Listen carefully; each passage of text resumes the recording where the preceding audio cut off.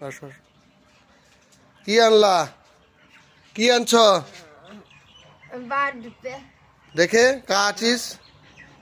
निकाल लो थोड़ा थोड़ा निकालो क्या चीज ले आए आप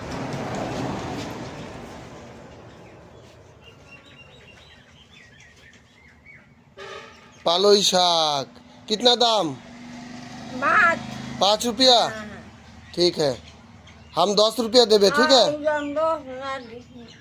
हम 10 रुपया देवे तेरे को है खुश होलक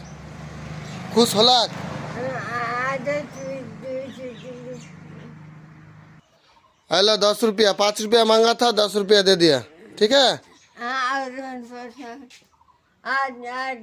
हाँ ठीक है टाटा कर दो